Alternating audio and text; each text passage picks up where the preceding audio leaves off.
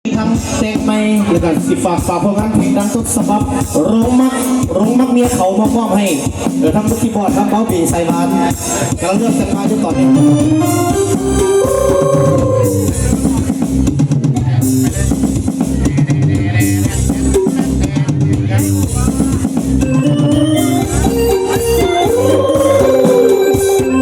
เอาไปเก้ากันเลย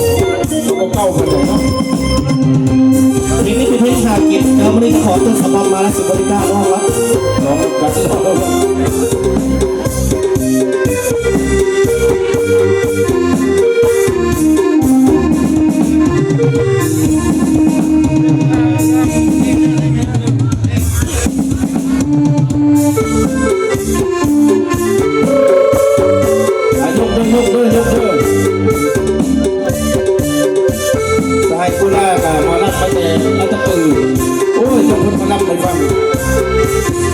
ลุงหา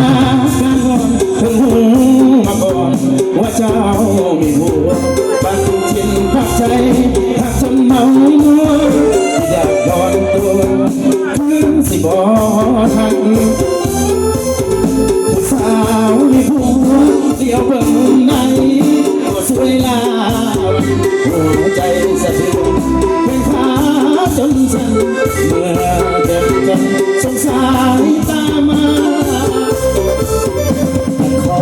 ไปหายามคนเขาสาบว่าห้องมันสวยยามเดือดลุกเตือนของผู้เป็นผัวบอกกล้าสวนคือเอาไว้มา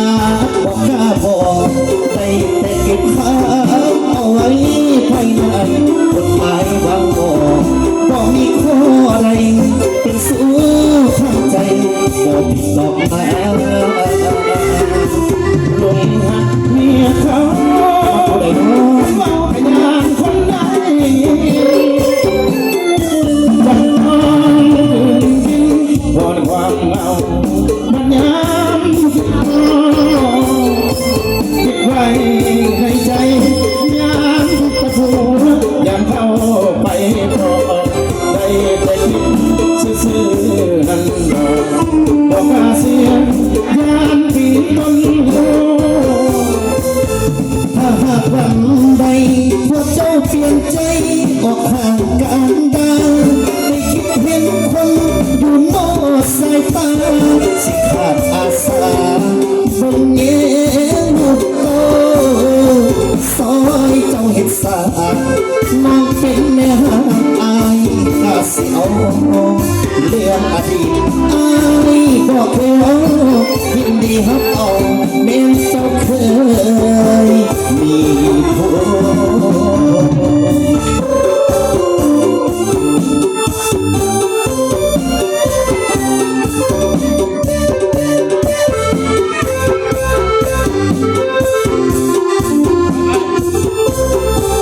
ลงมักเมียเขา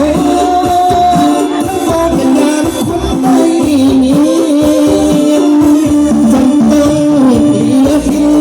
งความเอาบัดยามคิดหอ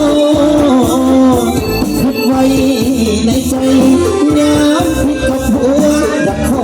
ไปฟอได้แต่ขึ้นซื่อๆบันดอกบอกกาเสียงยามเปลี่ยนต้องอยู่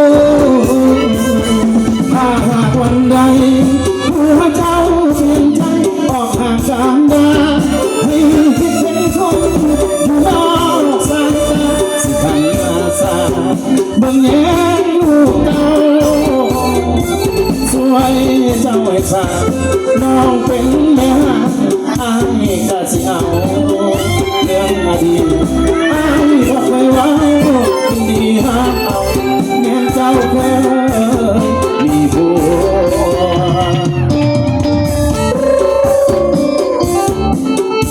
ขอบใจทั้งเด็กซื้อขอบใจทั้งพี่น้องครับพี่เด้